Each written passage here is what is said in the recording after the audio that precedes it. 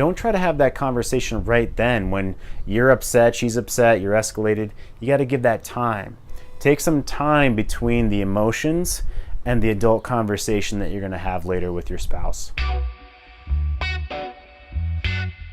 Just had a conversation with a client, talked about how, yeah, if you load the laundry machine and you put all the clothes on one side, the thing rattles around until it jumps off of its base, and then it's mayhem, right? So this happened earlier in the day. He opened the washing machine after his wife had started it. She was already gone. He left for the day, came back from his chores, and she had started it again, and he can hear it going before he even gets into the house, right? So his blood starts boiling. He's thinking about, oh man, this thing's gonna jump off of its base. It's gonna wreck the tile. This is all the stuff that I have to do. And he came in and he said that he kind of said, and snapped about it out loud. Not even necessarily at her. And he said he could see her shut down.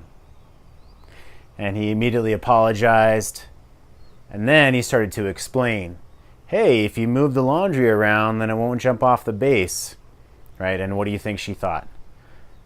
That's right. She said, well, what? I'm 45 years old. I don't know how to load the washing machine. You're going to tell me how to load the washing machine. Oh, I did something wrong now, right? She got a little defensive and kind of it started an argument. Here's what I recommend to him. 2 things. Number 1, what was going on in your body when you're walking up the stairs and you heard that washing machine going again? What was going on in your body? Because that's the key. That's the key to what your triggers are. You have to recognize that's happening and do something else. Go do something else, or recognize that that's there and just feel it, and go open the washing machine without saying anything. Go do something and calm down. Breathe. Or maybe even if you can, make a joke about it in the moment. Okay?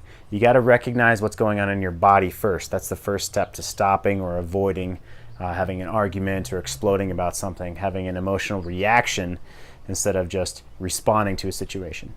Okay? Number 2 is, if something does happen and you recognize it, first of all, that's great that you recognized it. Now, don't try to fix it. Don't try to tell the other person what they should do. Give it time. Go write down your experience. Go write down, well, if she would just spread the laundry out, then it wouldn't do this. Or what do we want to do? Do we want to buy another washing machine, right? Don't try to have that conversation right then when you're upset, she's upset, you're escalated. You got to give that time. Maybe an hour later, 4 hours later, 4 days later, you're going to go back to your notes that you made, take a look at them, and then have an adult conversation. Hey, sweetie, I'd really like to talk about what happened with the washing machine earlier today. How can we make this win-win? Here's where I'm coming from. Yeah, I totally get that it's not the best thing. It rattles around, it's jumping off its base. I totally get that, okay? So here's what we can do, or here's our other options. Let's have a conversation about this.